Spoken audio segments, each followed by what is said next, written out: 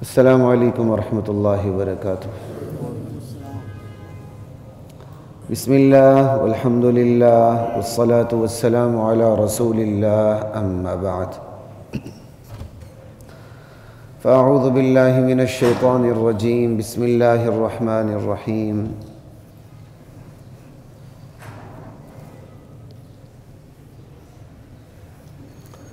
یا ایہا الذین آمنوا کتب علیکم الصیام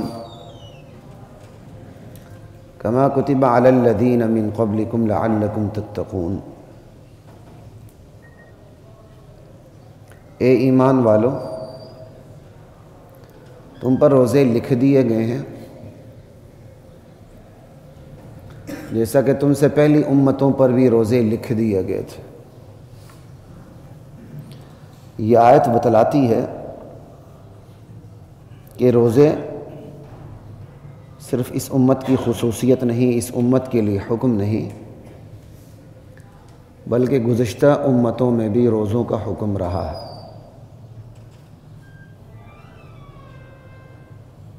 اور اسلام نے جس روزے کا حکم دیا ہے اس کے مقاصد میں سے اہم ترین مقصد لعلکم تتقون، تمہارے اندر پرہیزگاری کی مستقل صفت پیدا ہو جائے، کیونکہ روزہ نام ہے خواہشات کو کنٹرول کرنے کا۔ انسان کی 3 بڑی خواہشات ہیں: کھانا، پینا اور جماع، جنسی خواہش۔ روزہ ان تینوں سے رکنے کا نام ہے کہ بندہ جائز کھانے سے رکے، جائز پینے سے رکے، جائز مباشرت سے، جنسی تعلق سے رکے۔ ناجائز تو 12 مہینے منع ہے بھائی۔ روزہ خواہشات کو کنٹرول کرنے کا نام ہے۔ روزہ رکھا اس لیے گیا ہے کہ اس ماہ میں بندہ حلال چیزوں سے بھی رکنے کا مادہ اپنے اندر پیدا کرے، اور وہ بھی صرف اللہ کے حکم کی بنیاد پر۔ وہ چیزیں جو 11 مہینے میں بلکہ 12ویں مہینے میں بھی رات کو صبح صادق سے لے کر طلوع غروب آفتاب تک کے علاوہ جو وقت ہے اس میں جو جائز ہیں، وہ ایک محدود وقت میں 10 گھنٹے، 12 گھنٹے، 15 گھنٹے، جس طرح کہ ہر ایک موسم کے اعتبار ہے 17 گھنٹے کا بھی روزہ ہو جاتا ہے، اس سے بھی اوپر چلا جاتا ہے۔ تو اس مخصوص سے دورانیے میں اللہ کے حکم کی بنیاد پر ان چیزوں سے رکنا جو دیگر اوقات میں حلال ہے۔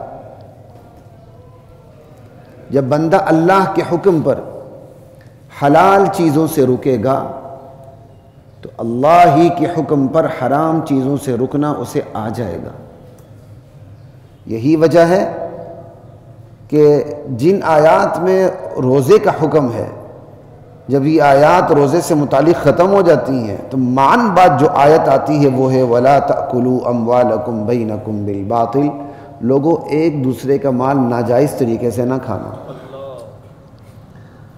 تو اس آیت اور روزوں کی آیات میں کمال کس کنیکشن ہے، ربط ہے۔ وہ ربط یہی ہے، روزہ حلال چیزوں سے رکنے کا نام ہے، اور جب بندہ حلال چیزوں سے رک جاتا ہے اس کے اندر حرام چیزوں سے رکنے کی طاقت اور قوت من جانب اللہ پیدا کر دی جاتی ہے۔ وہ اپنے نفس کی خواہشات پر قابو پا لیتا ہے۔ تب کہا کہ اب حرام چیزوں سے رکو، حلال چیزوں سے روک کے 1 مہینہ تربیت کر کے کہا حرام چیزوں سے رک جاؤ۔ کتنا کمال کا ربط ہے آیات میں۔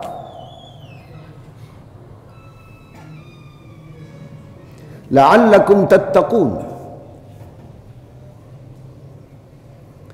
روزہ جو ہے جب خواہشات کو کنٹرول کرنے کا نام ہے تو اس سے صاف پتہ چلتا ہے کہ اگر بندہ خواہشات کو کنٹرول نہ کرے، کھانے میں، پینے میں، جنسی شہوت میں مبتلا ہو جائے، تو یہ رکنا کا تم نے رکنا ہے، اس کا مطلب جو روک رہا ہے اسے پتہ ہے کہ یہ روکے گا یا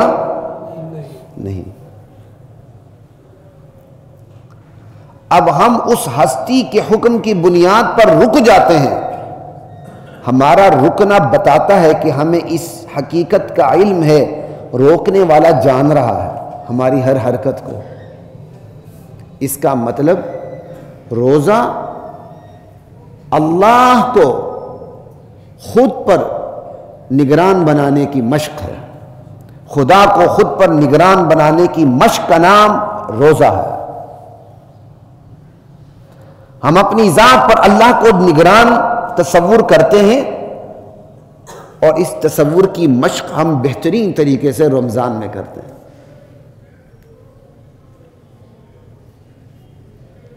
وہ چیزیں جو حلال ہیں ان سے رکتے ہیں. اگر ایمانداری سے بتائیں، اگر ہمارا یہ عقیدہ ہو کہ اللہ کو پتہ ہی نہیں چلتا تو کتنے لوگ ہیں جو نہیں کھائیں گے، صبر سے بیٹھیں گے. لوگ ٹریفک سگنل پہ نہیں رکتے، بلکہ ٹریفک کانسٹیبل کھڑا ہوتا ہے، اس کو پتہ چلتا ہے اس کے ہاتھ میں رسید نہیں یا موٹر سائیکل نہیں تو اس کے سامنے سے گزر جاتے ہیں تیری ایسی کی تیزی. اور پھر لاہوریے اپنی بڑی بہادری چالاکی دکھاتے ہیں، خصوصاً جب سامنے سے لڑکیاں گزر رہی ہوں تو یہ پھر اور مستی کرتے ہیں. پھر تو یہ سوئمنگ کرتے بھی مستی کرتے ہیں، اپنی جان دے دیتے ہیں. یہ بڑے فریفتہ لوگ ہیں، عورتوں کے بڑے جلدی فریفتہ ہو جاتے ہیں یہ لوگ.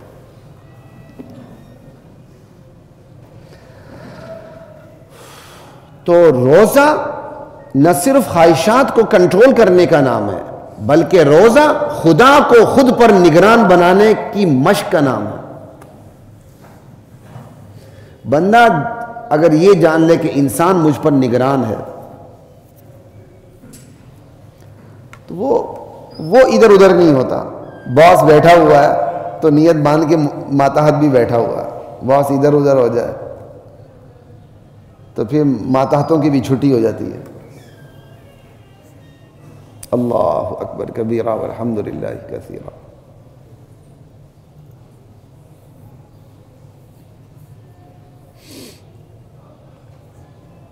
تو مومن کی پوری زندگی روزہ دار زندگی ہے. اللہ نے مومن کی پوری زندگی کو روزہ دار زندگی بنایا ہے، کیونکہ روزہ کہتے ہیں کھانے پینے سے اور جماع سے رکنے کا نام مخصوص اوقات میں اللہ کے حکم کی بنیاد پر نیت کرتے ہوئے. تو باقی 11 مہینوں میں بھی تو روزہ ہے. حرام سے رکنا، منہیات سے رکنا، منکرات سے رکنا، فحشات سے رکنا، جائز کام کرنے، فرائض بجا لانے، ذمہ داریاں پوری کرنی ہیں. یعنی مومن کی پوری زندگی کیا ہے؟ کچھ کرنا ہے، کچھ رکنا ہے. یہی تو روزے میں مومن کی پوری زندگی روزہ دار زندگی ہے. تو 11 مہینوں کی زندگی کو بھی اچھی طرح روزہ دار زندگی بنانے کے لیے 1 مہینے میں اللہ تعالیٰ نے حلال چیزوں کو مخصوص اوقات میں حرام کر دیا تاکہ میرے بندے کی اس قدر مشق ہو جائے کہ اس کی پوری زندگی روزہ دار زندگی بن جائے. اللہ مجھے اور آپ کو نصیب فرمائے. کتنی 3 بڑی حقیقتیں ہیں. روزہ خواہشات پر کنٹرول کا نام ہے، خود پر خدا کو نگران بنانے کا نام ہے، اور پوری زندگی روزہ دار زندگی ہے. اور یہی چیز لعلکم تتقون. اب اگر اس لعلکم تتقون کو تھوڑا سا کھولا جائے کہ تقوی کہتے کس کو ہیں؟ ابی بن کعب رضی اللہ عنہ صحابہ میں سب سے بڑے قاری تھے. یہ سب سے بہترین قرآن صحابہ میں ابی بن کعب رضی اللہ تعالی عنہ پڑھا کرتے تھے. اللہ اکبر کبیرہ.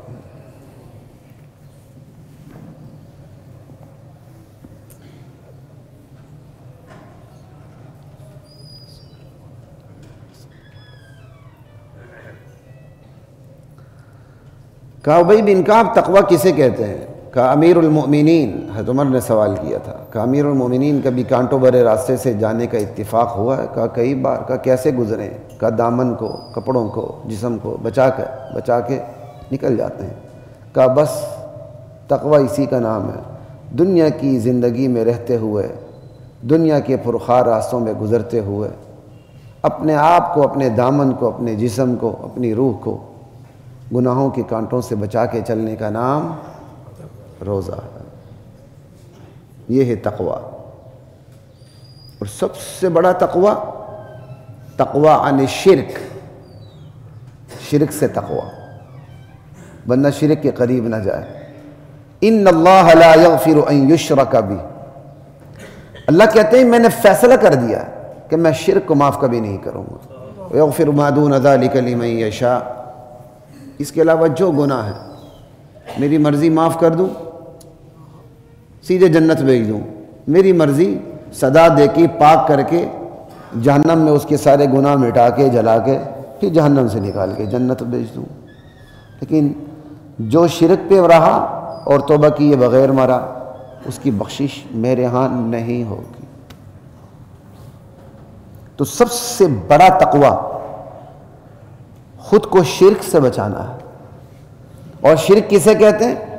اللہ کی ذات میں، صفات میں، اختیارات میں، حقوق میں اللہ کے علاوہ کسی کو بھی شریک ٹھہرانا، چاہے وہ ہستی نبی ہو، امام الانبیاء ہو، ولی ہو، پیر ہو، فقیر ہو، درویش ہو، کوئی بھی ہو، اللہ کی ذات میں، صفات میں کسی کو شریک ٹھہرانا۔ آج لوگ اپنے آپ کو مسلمان کہتے ہیں، شعوری اور غیر شعوری طور پر شرک کے مرتکب ہوتے ہیں۔ اور اللہ کی یہ آیت صادق آتی ہے، وَمَا يُؤْمِنُ أَكْثَرُهُمْ بِاللَّهِ إِلَّا وَهُمْ مُشْرِكُونَ، اللہ پہ ایمان لانے والوں کی اکثریت مشرک ہے۔ یہ آپ کو پتہ ہونا چاہیے، قرآن کی آیت ہے، کوئی حدیث نہیں ہے کہ آپ ڈھونڈنے لگ جائیں حدیث صحیح ہے، حسن ہے، موضوع ہے، کیا ہے نہیں، قرآن کی آیت ہے۔ اللہ پہ ایمان لانے والوں کی اکثریت مشرک ہے، اس لیے اپنی زندگی میں سب سے زیادہ بچاؤ جس سے کرنا ہے وہ شرک، وہ کفر ہے۔ شیطان نے شرک نہیں کیا تھا، کفر کیا تھا، اور کفر کی بنیاد اس کا غرور بنا تھا۔ وہی غرور اس کو احساس کمتری تک لے گیا۔ لا الہ الا اللہ واللہ اکبر۔ آج برصغیر پاک و ہند کے اندر جو کھچڑی والا اسلام ہے نا، اس میں اندر شرک بہت ہے، بدعات بہت ہے، بہت ملاوٹ ہے۔ اب تو بڑی آسانیاں ہو گئی، دین بیان کرنا بڑوں کی محنت سے آسان ہو گیا، ورنہ مسلمان معاشرے میں توحید کا نام لینے سے ہی فتوے لگ جاتے تھے کہ جس مسجد میں یہ بندہ گھسا ہے اس مسجد کو 7 مرتبہ دھونا ہے، کتا گھسے تو اتنی مرتبہ نہیں دھونا جتنا یہ ایسے بندے گھسے تو مسجد کو دھونا ہے۔ ایک صاحب نے، میاں نواز شریف کے کوئی قریبی عزیز تھے، تو انہوں نے مجھے کافی بڑی زمین دکھانے کی کوشش کی ننکانہ کی طرف کہ جی آپ کو ادارہ بنا ہے۔ تو میں نے جب ننکانہ کا نام سنا تو میں نے کہا شرط یہ پہلے میں دیکھوں گا ماحول، تو دل مطمئن ہوا تو پھر میں انشاءاللہ اس کے لیے قدم اٹھانے کی کوشش کروں گا، ادروائز پھر کہتے پھر ٹھیک ہے اس کو بیچ کے لاہور کی طرف۔ میں نے کہا چلیں، وہ مجھے اپنی گاڑی میں لے گئے، دیکھا وہ کوئی 300 ساڑھے 300 کنال جگہ تھی، 370 ایسے کچھ، کوئی 1000 کنال جگہ تھی ان کی۔ تو اس برادری کی وہاں جگہ بہت ہے خاص، بلکہ ایک چوک ہے غالباً اسی نام سے ہی مشہور ہے کوئی۔ تو ہم نے وہ جگہ دیکھی اور گرد و پیش میں نے سارا کچھ دیکھا، میں مطمئن نہیں ہوا۔ میں کہا پھر یہاں سر پھٹول ہونی ہے، تعلیمی ادارہ تو نہیں چلنا، سر پھٹول ہونی ہے اور کچھ بھی نہیں ہونا، تعلیمی ادارے ایسے نہیں چلتے۔ دوپہر کا وقت ہوا تو کہنے لگے کہ چلیں ہوٹل پہ چلتے ہیں، کھانا کھاتے ہیں۔ ہم 3-4 ساتھی تھے، چلے گئے ہوٹل پہ۔ ہوٹل پہ ایک بندہ بیٹھا ہوا تھا، غالباً وہ مالک خود ہی بیٹھا ہوا، اس کی خونخوار نظریں بتا رہی تھی کہ یہی مالک ہے۔ تو اس کی دکان پہ لکھا ہوا تھا یہاں وہابی، گستاخ رسول، مطلب قادیانیوں کو، وہابیوں کو، سب کو ایک صف میں لے آئے تھے، اس ہوٹل میں داخلہ منع ہے۔ اب ہم وہ جنابولی وہ چیز پڑھتے ہوئے اندر داخل ہو رہے ہیں، تو اس نے مجھے گھور کے بھی دیکھا، تو ہم تو اندر داخل ہو گئے۔ ہم نے کون سے بھیک میں کھانا تھا، پیسے دینے تھے، کھانا تھے، لیکن مجھے بڑا تعجب ہوا۔ پھر مجھے اور اچھی طرح یقین ہو گیا اللہ نے اچھا کیا مجھے اس ہوٹل پہ لے آیا۔ اب اچھی طرح یقین ہو گیا کہ یہاں کام نہیں کرنا، تعلیمی ادارے کا کام نہیں ہو سکتا، باقی تبلیغی کام ہو سکتا، آئیں جماعتیں آئیں محنت کریں، اچھی بات۔ واپسی میں میں نے دیکھا جی کیا لکھا ہوا تھا، میں نے کہا ایسے ماحول میں تو مجھ جیسا آدمی کام نہیں کر سکتا، تعلیمی ادارے کے لیے پرسکون ماحول ہونا ضروری ہے۔ تبلیغی کام ہو سکتا ہے، تعلیمی کام نہیں ہو سکتا۔ میں نے انکار کر دیا، پھر وہ انکار بس ختم، پھر اور وجوہات بھی بنی، ختم۔ تو ابھی بھی گرد و پیش میں یہ ماحول بہت ہے، شہروں میں تو ابھی یہ ماحول بہت کم ہو چکا ہے۔ خود میرے والد مرحوم کہا کرتے تھے جب میں توحید بیان کرتا تھا تو عورتیں ڈنڈے لے کے آتی تھی مجھے مارنے کے لیے۔ اب تو کام بہت آسان ہے۔ جائیں حضرت علی اجمیری رحمۃ اللہ علیہ کے دربار پہ، جن کی پوری زندگی اس دھرتی پہ اسلام پھیلانے میں گزری، کہاں افغانستان حجویر سے آئے علی بن عثمان رحمہ اللہ، کہاں آ کے ڈیرے لگایا اور دین کا کام کیا۔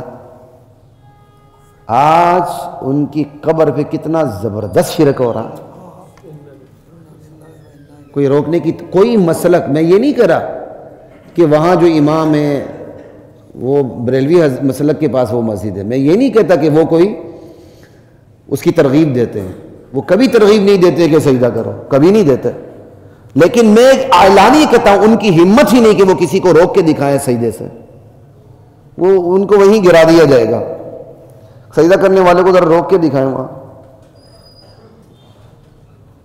کس مسلک میں ہے کہ آپ جا کے قبر کو سجدہ کریں؟ یہ سب سے بڑی بیماری ہے جو مسلمانوں کے اندر داخل ہو گئی۔ یہ شاہ چراغ مسجد جہاں ہماری وکلاء برادری بھی نماز پڑھتی ہے، تو ایک دن میں بھی یہاں نماز پڑھنے کے لیے گئے، 1-2 سال پہلے کی بات، نماز پڑھنے داخل ہوئے، وہاں درمیان میں ایک کوئی بزرگ ہستی ہیں، ان کا مزار ہے، تو جہاں کہیں ایسا گزر ہوتا ہے تو میں اسپیشلی دیکھتا ہوں اور اس نیت سے دیکھتا ہوں، ایک تو دعا بھی ہو جاتی ہے، دوسرا اس نیت سے بھی دیکھتا ہوں کہ شرک کی کون کون سی صورتیں آج نئی ایجاد ہو چکی ہیں، بندہ سمجھانے میں آسانی ہو جاتی ہے۔ اچھے خاصے باریش انسان کو میں نے دیکھا جو چہرے سے کوئی ان پڑھ بھی نہیں لگ رہا تھا، وہ پائنتی کی طرف جنابولی اپنے پورے چہرے کو رگڑا دے رہا تھا۔ اور جب میں پی ایچ ڈی کر رہا تھا یہ اسلام آباد میں، تو ہر ہفتے میں واپس آتا تھا، ہاسٹل کی زندگی مجھے پسند نہیں تھی یا میری عادت نہیں تھی، ہر ہفتے میں واپس لاہور ٹور پڑتا تھا۔ رات کا ٹائم ہے، تہجد کا ٹائم ہے، میں محلے کے اندر داخل ہوا ہوں تو ہمارے سڑک کے کنارے ایک قبر ہے، اتنی سریلی آواز میں ایک بندہ کوئی صفات بیان کر رہا ہے، حمد باری تعالی۔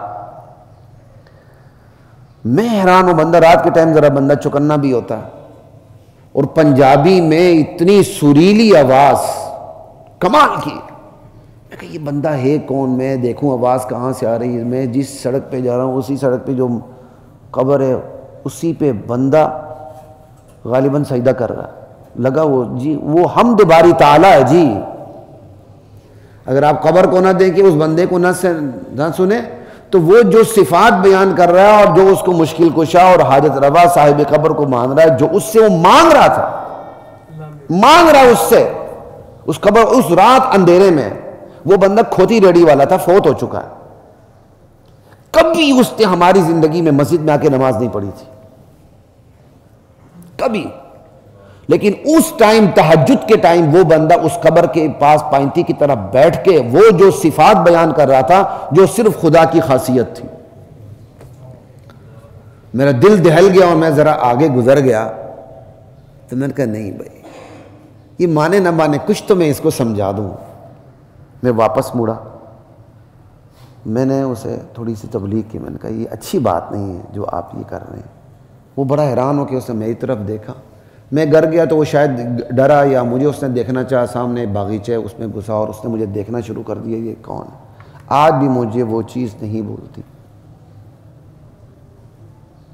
یعنی مسلمان قبر کو سجدے ہو رہے ہیں، مسلمان خدا کی صفات مخلوق کو دی جا رہی ہیں،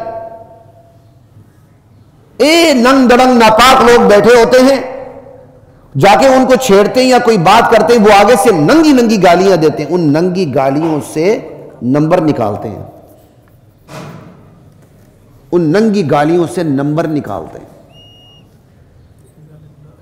اور اس کو بابا جی سمجھتے ہیں، اسے سمجھتے ہیں اس کو نمبر کا پتہ ہے ہمارا کیا بانڈ نکل آئے گا؟ آپ اندازہ کر لیں، یہ شرک نہیں ہے، یہ خدا کی صفت علم میں شرک ہے۔ اللہ کہتے ہیں الا یعلم من خلق، بلا وہ بھی نہ جانے جو خالق ہو۔ اللہ نے اپنے علم غیب پر دلیل کس چیز کو دلیل بنا کے پیش کیا؟ اپنے خالق ہونے کو۔ چونکہ میں خالق ہوں اس لیے میں جانتا ہوں۔ وَلَقَدْ خَلَقْنَا الْإِنسَانَ، انسان کو پیدا کرنے والے ہم، وَنَعْلَمُ مَا تُوَسْوِسُ بِهِ نَفْسُ، یہی وجہ ہے کہ اس کے نفس پہ ابھرنے والے وسوسوں تک کو ہم ہی جانتے ہیں۔ ہائے کاش قرآن سے ہمارا تعلق استوار ہو جائے۔ اللہ اپنے علم غیب پر اپنی خالقیت کو، خالق ہونے کو دلیل بنا کے پیش کرتے ہیں۔ اس کا مطلب جو خالق نہیں وہ عالم الغیب نہیں۔ ہاں غیب کی بہت سے غیبی امور ہیں جن سے اللہ تعالیٰ ہر خاص و عام کو نہیں اپنے نبیوں کو متعلق کرتے ہیں۔ پورا قرآن علم غیب ہے، اور یہ ہمارے نبی کے سینے اطہر پر نازل ہوا۔ جب نازل نہیں ہوا تھا جب تک آپ جانتے ما کنت تدری ما الکتاب، میرے نبی آپ تو جانتے ہی نہیں تھے کتاب کیا ہوتی ہے۔ لیکن جب اقرأ بسم ربک الذی خلق، جیسے جیسے قرآن اترتا گیا، ایک دفعہ جب آپ سے سوال ہوا سورہ کہف پڑھیں، رمضان لاملا آپ حسن زن ضرور پڑھتے ہوں گے، آپ نے کہا میں کل بتاؤں گا، دل میں انشاءاللہ تھا، انشاءاللہ کہنا بھول گئے، وہی نہیں آئی، دیر ہو گئی، حضور پریشان ہو گئے، اور پریشانی میں مبتلا کرنے کے بعد پھر اللہ نے وحی بھیجی، کہا میرے نبی آئندہ کبھی بھی ایسا نہیں کہنا کہ میں کل بتاؤں گا، جب تک اس کے ساتھ آپ انشاءاللہ نہ کہیں۔ اللہ نے نہیں بتایا، آپ نہیں بتا سکے۔ لا الہ الا اللہ۔ خدا کی وہ صفات جو اللہ کی خصوصیت ہے، تقدیر کا مالک وہ، میری تقدیر کا مالک مخلوق نہیں ہو سکتی۔ یہاں لوگ ڈنڈے کھاتے ہیں اور وزیر اعظم بننے کی کوشش کرتے ہیں کہ چونکہ ایک عورت نے ڈنڈا کھایا تھا وہ وزیر اعظم بن گئی تھی، مرد بھی اس کے پیچھے پیچھے چلا گیا، اس نے بھی ڈنڈے کھائے، اور اللہ وزیر اعظم بنا بھی دیتا ہے۔ یہ تو اللہ کے پھر امتحان ہوتا ہے۔ ہندو مندر میں جاتا ہے، بھگوان سے بیٹا مانگتا ہے تو کیا نہیں ہوتا؟ تو کیا اس بھگوان نے اس کو دیا کہ کس نے دیا اس کو؟ اللہ نے دیا۔ جس مرضی در پہ چلے جائیں، دینے والا کون ہے؟ اللہ۔ کسی کے در پہ جانے کے بعد آپ کو مل گیا تو سمجھے اللہ تعالیٰ نے آپ کو امتحان میں ڈال دیا ہے۔ وہ در نہیں جس پہ سر نہ جھکے، وہ سر نہیں جو ہر در پہ جھکے۔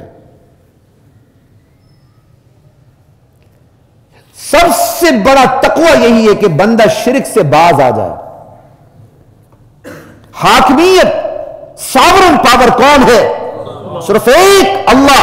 پارلیمنٹ کو یہ اختیار نہیں کہ خدا کے قوانین سے متصادم قانون سازی کرے، لیجسلیشن کرے۔ اگر وہ ایسا کرتی ہے اور اللہ کا انکار کرتی ہے تو کفر ہے، اور اللہ کا انکار نہیں کرتی اور سمجھتی کہ یہ اختیار مجھے بھی حاصل ہے، تو اس نے خود کو خدا کا شریک بنا لیا، خدا کی حاکمیت میں، خدا کی ساورنٹی میں۔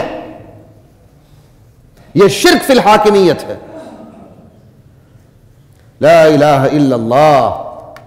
آئین پہلے اس لیے لکھا ہے کہ آئین سب کو تحفظ دیتا ہے، اور آئین کو مارو گولی، اسلام سب کو تحفظ دیتا ہے۔ یہ الفاظ بتاتے ہیں کہ کس چینل سے گفتگو ہو رہی ہے۔ ہم اسلام کے سامنے ہر آئین کو کچلنے کے لیے تیار ہیں۔ اسلام سے متصادم چیز مسلمان کے لیے ناقابل برداشت ہے۔ لا الہ الا اللہ واللہ اکبر۔ آئین، اسلام اور حقوق، آئین پہلے اس لیے لکھا ہے، کوئی بات نہیں۔ ایک دن اللہ کی عدالت تو لگنی ہے نا، پتہ چل جائے گا۔ اسلام کی روشنی میں آئین کو تولا جاتا ہے، اور آئین میں اسلام کو تولا نہیں جاتا۔ آج یہ بہت بڑی بیماری پڑھے لکھوں کے اندر ہے کہ وہ خدا کی حاکمیت کو خود کو شریک سمجھتے ہیں.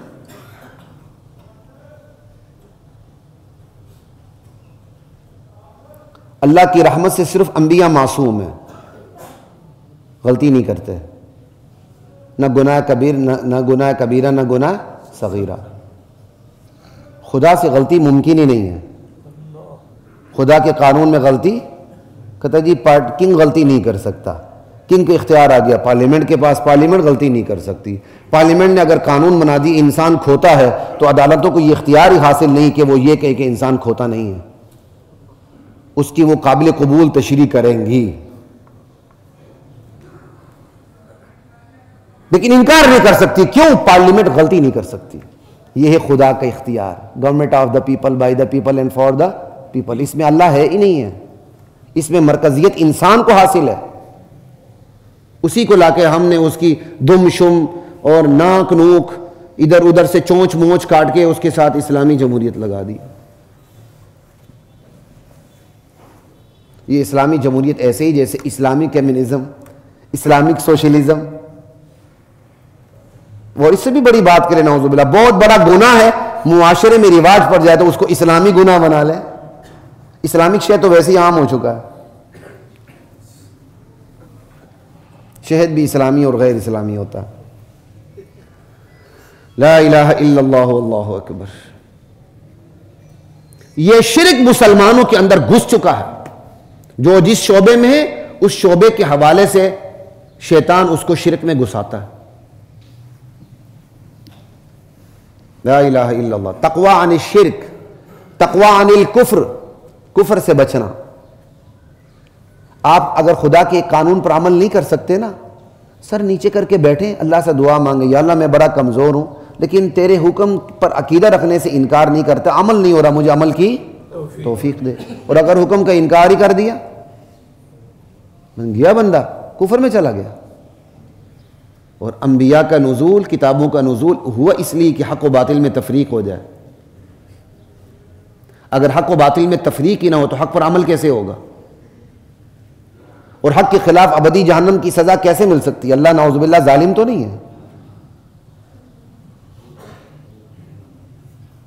تقوی عن الکبائر، بڑے بڑے گناہوں سے بچنا. پھر بندہ مسلمان بھی ہوتا ہے، کافر بھی نہیں ہوتا، مشرک بھی نہیں ہوتا، مگر زنا کرتا ہے، بد نظری کرتا ہے، بدکاریاں کرتا ہے، حرام خوریاں کرتا ہے، رشوت لیتا ہے، طاقت کا ناجائز استعمال، یہ بڑے بڑے گناہ ہیں. قتل، بڑے بڑے گناہ ہیں یہ، ان سے بھی بچنا. پھر صغیرہ گناہوں سے بھی بچنا. پھر تقوی عن الشبہات، وہ چیزیں جس کے متعلق آپ کو پتہ ہی نہیں ہے کہ یہ جائز ہے یا اس سے بھی بچنا. نبی علیہ السلام کو کھجور ملی راستے میں، آپ نے کہا اگر مجھے پتا ہوتا یہ زکوٰۃ کی نہیں تو میں کھا لیتا. شبہ تھا، آپ نے اس کو نہیں کھایا.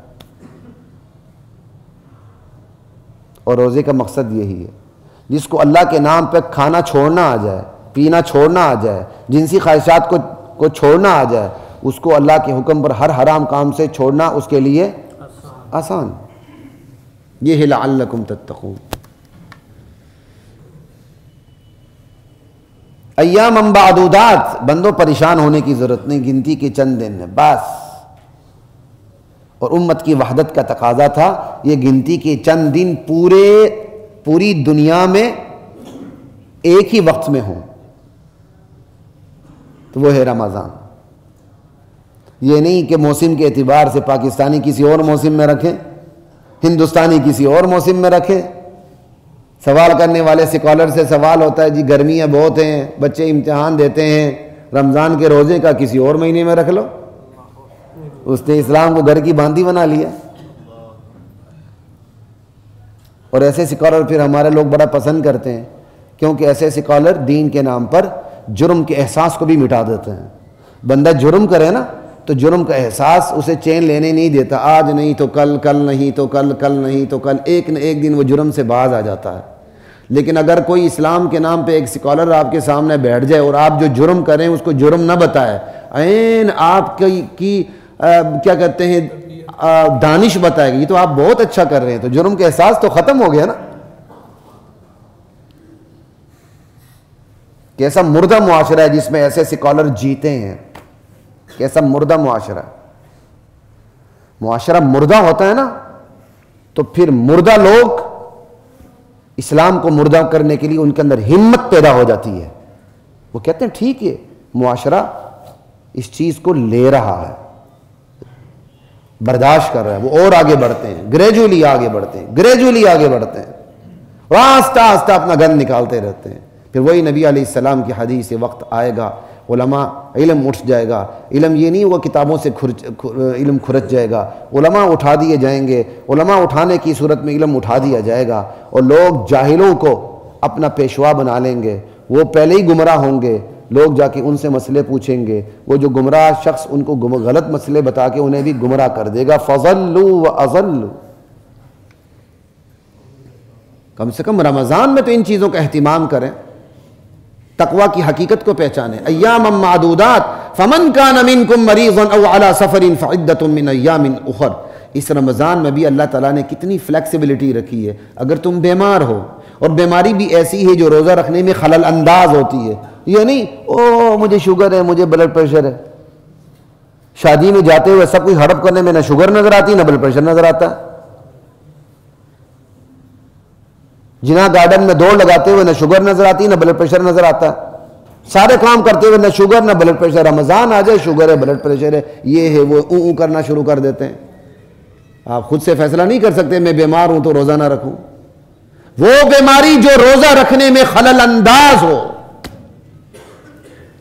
اور شوگر کی اکثر صورتوں میں، بہت ساری صورتوں میں روزہ رکھنا آسان ہو جاتا ہے. اور اگر تھوڑی سی بندہ فکر کرے نا، جن کی شوگر ڈاؤن ہوتی ہے، تھوڑی سی فکر کرے اور وہ خود بھی فکر کرے تو وہ بھی روزہ رکھ سکتا ہے. شوگر کو اب کرنے والے انجیکشن ملتے ہیں، رکھیں. آپ کو پتہ شوگر ڈاؤن ہو رہی، چیک کریں اور انجیکشن لگا دیں، روزہ نہیں ٹوٹتا. شوگر کے علاج بھی ہو رہا ہے، روزہ بھی ہو رہا ہے. لیکن جب روزے کی قدر ہی نہیں تو پھر کیوں روزہ؟ وہ تو پھر شوگر ہی شوگر ہوگا. اور وہ طبیب ڈاکٹر بتائے جو خود روزہ رکھے، دیندار ہو. جس سے خود روزہ نہیں رکھنا وہ تو کہے گا چل تجھے روزے معاف ہیں. جس طرح عید کے دنوں میں یہ چرواہے مفتی بنے ہوتے ہیں، رمضان کے دنوں میں ڈاکٹر مفتی بن جاتا ہے. اور پکا کھیرا ہے جی، اور 6 ماہ پکا کھیرا ہے. اور سال کے 11 مہینوں میں کبھی آپ نے اعتبار کیا اس چرواہے پر؟ پکا کھیرا کہہ کے لے لیتے ہیں بکروٹے. وہ بکرا تو نہیں ہوتا، بکروٹے لے کر آتے ہیں آپ. جی اس نے کہا ہے سال تو پورا ہے. ارے پورے سال میں کبھی آپ نے اپنے سگے بھائی پر بھی اعتبار کیا، سگے باپ پر بھی اعتبار کیا ہے؟ اور آج بکروٹا لیتے ہوئے آپ کس چرواہے پر اعتبار کر رہے ہو؟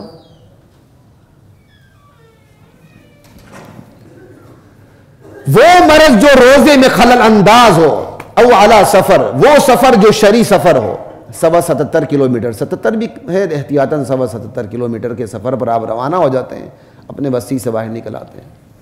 اور جہاں رہتے ہیں، جہاں ایک جگہ رہیں، وہاں اگر 15 دن کا آپ نے قیام کا ارادہ کر لیا، پھر آپ مسافر نہیں رہے، پھر آپ مقیم ہو گئے. پھر گنجائش ہے کہ آپ روزہ نہ رکھیں. آج کل تو مشقت ہی نہیں ہے. آج کل تو عموماً سفر میں مشقت نہیں ہوتی، لیکن حکم پھر بھی برقرار ہے، آپ نہ رکھیں کوئی بات نہیں. لیکن کہا رکھنا بہتر ہے. ان کنتم تعلمون، اگر تم روزے کی حقیقت، اس کی اہمیت، اس کی عظمت، اس کی اجر کو تم جان لو نا، تو تم یاد رکھو تمہارے لیے روزہ رکھنا ہی بہتر ہے.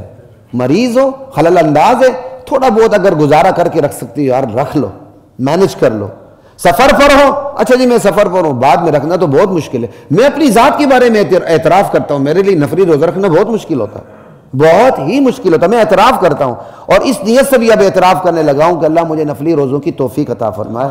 کئی دفعہ خیال آیا کہ ایام 20 کے روزے شروع کر دوں، شروع نہیں کر سکا. آپ لوگوں سے بھی دعا کی درخواست ہے، اللہ ایام 20 کے روزے رکھنے کی توفیق عطا فرمائے، جو رمضان کے روزوں سے پہلے فرض تھے، 13، 14 اور 15. ہر چاند کی جو 13ویں، 14ویں اور 15ویں راتیں ہوتی ہیں، اس میں یعنی 13، 14 اور 15 تاریخ کے روزے رمضان کے روزوں سے پہلے فرض تھے. رمضان کے روزے فرض ہو گئے تو ان کی فرضیت ختم ہو گئی. ہم تو آپ کو آیات حلوہ بنا کے پیش کرتے ہیں، وہ اچھرے والے حلوہ نہیں، وہ واقعی حلوہ بنا کے پیش کرتے ہیں. وغیرہ تو آیات میں بڑی تفصیلات ہیں. بلکہ بہت سے مفسرین تو ان آیات کو لیتے ہی ایام 20 کے بارے میں، کہتے ہیں رمضان کی بات شہر رمضان سے آگے آ رہی ہے. وہ ایک الگ فقہی بحثیں ہوتی ہیں، ان سب سے جان چھڑا کے ہم آپ کے سامنے حلوہ بنا کے پیش کرتے ہیں. لا الہ الا اللہ واللہ اکبر. فمن كان منكم مريضا او على سفر فعدة من ایام اخر وعلى الذين يطيقونه فدية طعام مسكين. جو روزہ رکھنے کی طاقت نہیں رکھتے اور انہیں پتہ ہے کہ آئندہ طاقت ملنی بھی نہیں ہے، اسے شیخ فانی کہتے ہیں. وہ جو نوجوان بھی ہو سکتا ہے، کئی دفعہ نوجوانوں کو ایسے امراض ہوتے ہیں کہ بیچارے روزہ رکھ ہی نہیں سکتے اور آئندہ رکھنے کی امید بھی نہیں ہوتی، وہ ایک روزے کے بدلے میں ایک مسکین کو 2 وقت کا کھانا کھلا دیں. لیکن اگر جب توفیق مل جائے روزہ رکھنے کی، وہ فدیہ فدرہ نہیں رہے گا، سمپل صدقہ ہو جائے گا، روزے رکھنے پڑیں گے. آپ اپنے روزے صحت مند آدمی اپنے گھر کی کام والی نوکرانی سے یا کسی اور سے نہیں رکھوا سکتے. کہتے تم میرے روزے رکھ لو. ارے احمق انسان، عقل مند سوچو، اس کے اپنے روزے کہاں جائیں گے؟ اس کے اپنے روزے کہاں جائیں گے کہ تم میرے روزے رکھ لو؟ کیا عجیب بات ہے یار. یہ اسلام ہے کہ آغا خانیت ہے کہ پیسے دے کر آپ عبادات معاف کرواتے ہیں؟ آغا خان صاحب کا بینک بیلنس بڑھاتے جائیں اور عبادات معاف کرواتے جائیں.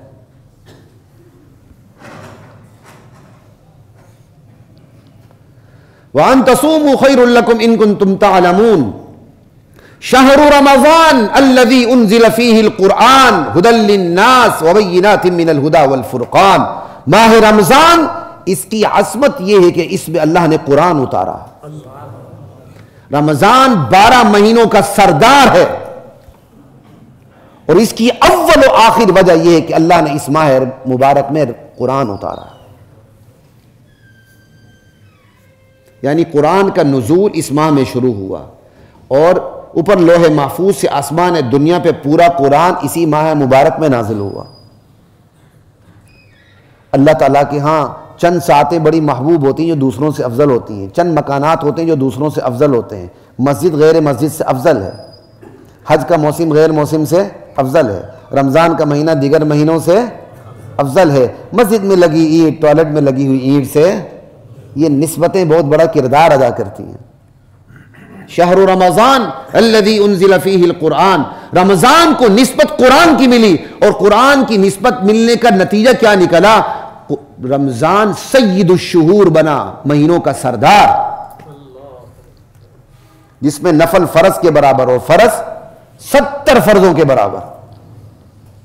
اللہ اکبر. ہدی للناس وبینات من الہدی والفرقان. اور اللہ تعالیٰ نے یہاں 3 قرآن کی صفات بیان کی. یہ سراپا ہدایت ہے، سرتاسر ہدایت ہے. وبینات من الہدی، اور بالکل واضح تعلیمات پر مشتمل ہے. ان کی تعلیمات میں ایچ پیچ نہیں ہے. وہ تعلیمات جس کا تعلق کفر و اسلام سے ہے بالکل واضح ہے، جنت سے، جہنم سے، اخلاقیات سے بالکل واضح ہے. جہاں تک بات ہے فقہ کی، استنباط کی، مسائل کو کنسیو کرنے کی، یہ علماء کا کام ہوتا ہے. ہر ایرا غیرہ یہ کام نہیں کر سکتا. یہ اصول ہر دنیا میں، ہر شعبے کے متعلق دنیا میں جو جس شعبے کے شاہ سوار ہوتے ہیں وہی اس کے اندر کلیدی کردار ادا کرتے ہیں. قانون کے شعبے میں قانون کی تشریح کا اختیار مخصوص قسم کے قانون کے لوگوں کو ہی ہوتا ہے اور کسی کو، ہر قانوندان کو بھی نہیں ہوتا. ساری زندگی کہیں اور لگی، قرآن کی تفسیر پڑھ کے، اردو ترجمہ پڑھ کے اس کی تشریح شروع کر دی. اس سے بڑی گمراہی کیا ہوگی؟ جن امور پر کفر و اسلام کا مدار ہے، اللہ نے وہ چیزیں مفسر کی تفسیر پر بھی نہیں لکھی چھوڑی. یہ بات یاد رکھیں. قل هو اللہ احد اللہ الصمد لم یلد ولم یولد ولم یکن لہ کفوا احد. مجھے بتائیں کس آیت میں مفسر کی تفسیر کی ضرورت ہے؟ ہائے کاش آپ کو اگر عیسائیت کے پس منظر کا پتہ ہو، یہودیت کے پس منظر کا پتہ ہو، تو آپ کو اس صورت کی قدر و قیمت کا پتہ چلے. پوری آیت یہود و نصارہ کے عقیدے پر پانی پھیر دیتی ہے. لا الہ، اس کی جڑ کاٹ کے رکھ دیتی ہے.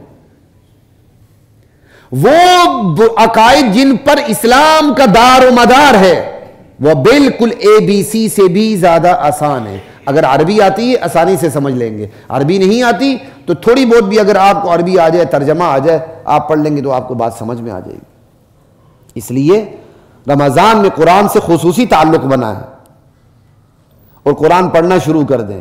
اگر آپ کو یہ چیز تنگ کرتی ہے کہ کس مولوی کی مانے, کس طبقے کی مانے, کس مسلک کی مانے, تو اس کا بھی علاج آپ کو بتا دیتا ہوں.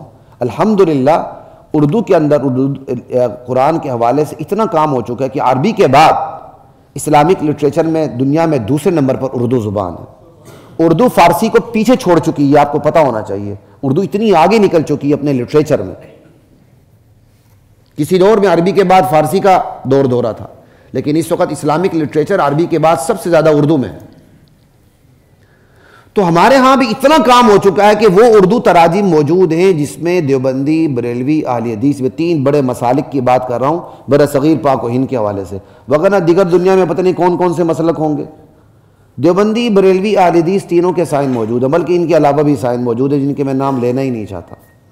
سیدھی بات, پہلے لیا کرتا تھا, اب لیتا بھی نہیں ہوں.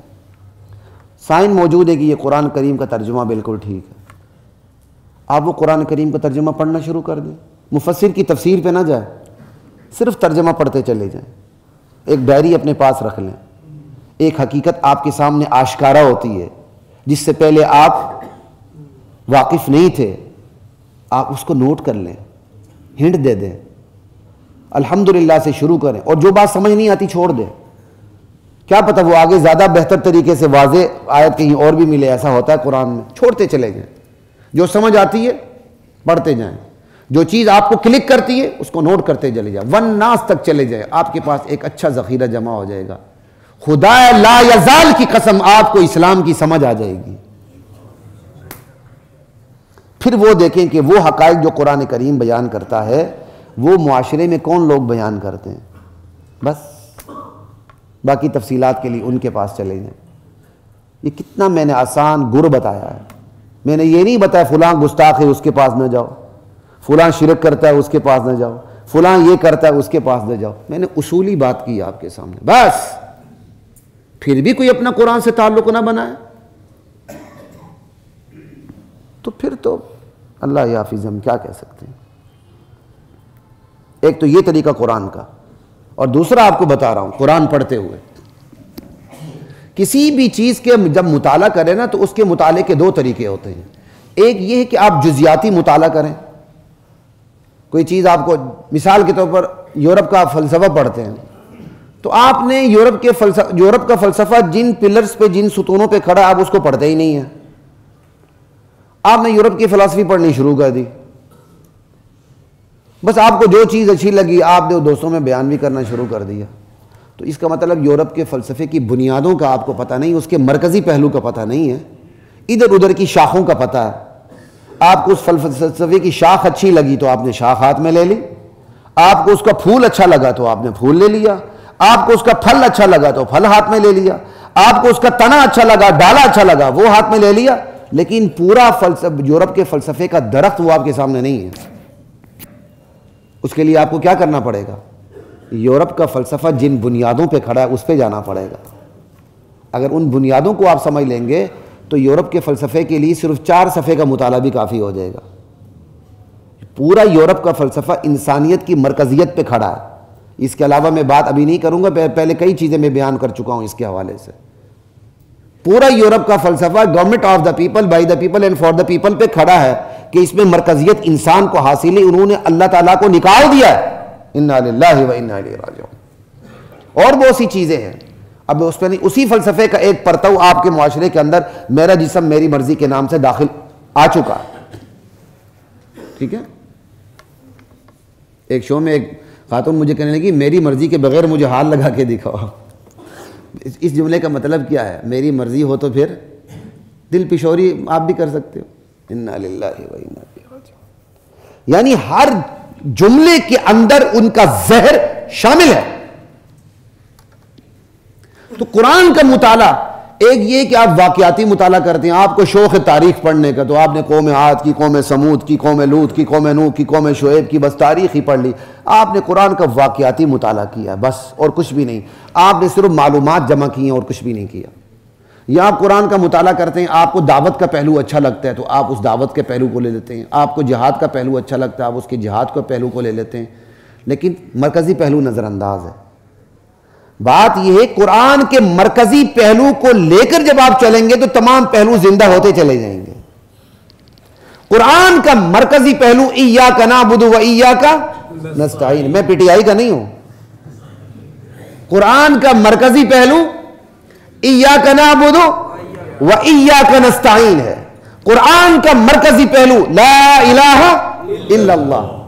ہمارے ایک بے تکلف ساتھی ہیں, وہ جب بھی نماز میں آتے ہیں نا تو ہے بھی وہ اسی جماعت کے, تو ہمیشہ کہتے ہیں ایاک نعبد و ایاک نستعین. تو میں نے ایک دن مسکرا کے کہا اہدنا الصراط المستقیم. لا الہ الا اللہ. وہ اچانک حیران ہو گیا بیچارہ, تھوڑا سا ہل گیا. میں کہا اہدنا الصراط المستقیم. قرآن کا مرکزی پہلو لا الہ الا اللہ. اب اس مرکزی پہلو کو لیں اور پھر پورے قرآن کو ساتھ لے کے چلیں, یقین کریں ہر پہلو زندہ ہو جائے گا. یہ بالکل ایسا ہی یہ درخت ہے. آپ درخت کو سیراب کہاں سے کرتے ہیں؟ جڑوں سے. یہ تو نہیں کہ آپ دیکھتے یار فلاں پتی سوکھ رہی اس کو پانی دے دوں, فلاں ڈالا سوکھ رہا ہے اس کو پانی دے دوں. یہ تو نہیں کرتے. آپ کو پتہ ہے کہ درخت کی مرکزی جگہ جڑ ہے, اگر میں نے جڑ کو پانی دے دیا تو درخت کے تمام پہلو زندہ ہو جائیں گے. ایسا ہی ہے بالکل قرآن کا مطالعہ اس کے مرکزی پہلو کو لے کے کریں. مرکزی پہلو اللہ کی عظمت ہے, اللہ کی توحید ہے, اللہ کی قدر و قیمت ہے, لا الہ الا اللہ ہے.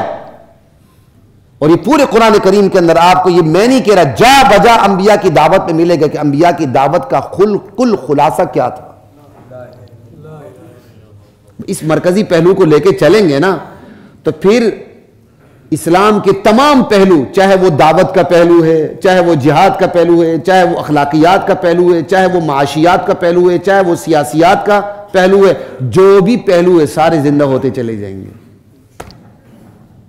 اس لیے قرآن کا مطالعہ مرکزی پہلو کو لے کے چلیں.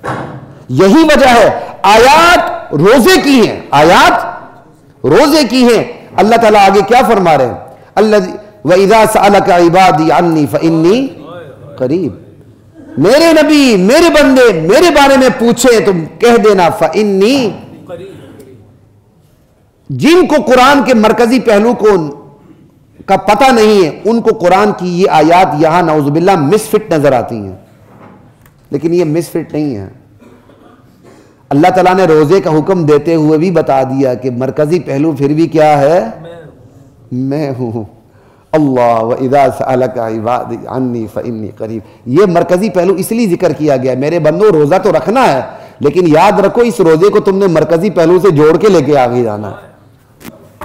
پھر تمہارے روزوں میں بھی جان ہوگی, پھر تمہاری نماز میں بھی جان ہوگی, پھر تمہاری دعوت میں, جہاد میں, سیاست میں, معیشت میں, تمہارے فرد میں, تمہارے معاشرے میں, تمہارے سماج میں, تمہاری قیادت میں, تمہاری ریاست میں بھی جان ہوگی. شہر رمضان الذي انزل فيه القرآن هدى للناس وبينات من الهدى والفرقان فمن شهد منكم الشهر فليصم. آگے ایک بات ہے, آخری بات, وقت ختم ہو چکا ہے. رمضان کے روزے قرآن کے شکریہ کے طور پر بھی, ایک رمضان کے روزوں کا مقصد تقوی ہے, ایک شکر ہے, وہ ساتھ کیا ہے؟ وَلِتُكَبِّرُوا اللَّهَ عَلَى مَا هَدَاكُمْ. اللہ نے قرآن کی صورت میں جو تمہیں ہدایت نامہ دے دی ہے نا, اس کے شکر گزاری کا طریقہ بھی یہ ہے کہ تم رمضان میں روزے رکھو. اللہ اکبر, کتنی بڑی بات ہے. اس لیے اس رمضان میں اپنے آپ کو قرآن سے جوڑیں. اور ایک بات کہوں, باقی باتیں انشاءاللہ اس کے متعلق مزید اگلے جمعے میں بات کروں گا. میرے سمیت ہر بندہ یہ دیکھے کہ اس کے اندر بنیادی بیماری کمزوری کون سی ہے, اس کو فوکس کرے. اگر اس نے اپنی بنیادی بیماری کو فوکس نہیں کیا, رمضان میں جتنے مرضی خیر سمیٹ لے, تو چونکہ اس نے بیماری کا مستی گیٹ کھولا ہوا, یہ ساری خیر خیرات ساری نیکیاں نکل جائیں گی وہاں سے. آپ ایئر کنڈیشن آن کر دیں اور سارے دروازے کھلے رکھیں تو ٹھنڈک تو گئی نا, ختم ہو گئی. اس لیے میرے سمیت ہر بندہ یہ دیکھے کہ وہ کس بیماری میں مبتلا ہے, جو بیماری اس کی دور نہیں ہوتی. وہ کون سی روحانی بیماری ہے جو اس سے ختم نہیں ہوتی, اس کی لت پڑی ہوئی ہے. کیا وہ رشوت خوری ہے؟ کیا وہ حرام خوری ہے؟ کیا وہ بد نظری ہے؟ میں اپنے نوجوان ساتھیوں کو کہتا ہوں, اس معاشرے میں بد نظری کی جو بیماری جتنی عام ہے, میرے خیال میں شاید ہی کوئی بیماری عام ہوگی. اس بد نظری کی بیماری سے بچنے کا اہتمام کریں. ورنہ رمضان کی ساری برکات اس بدنظری کے راستے باہر نکل جائیں گی۔ وآخر دعوانا الحمدللہ رب العالمین۔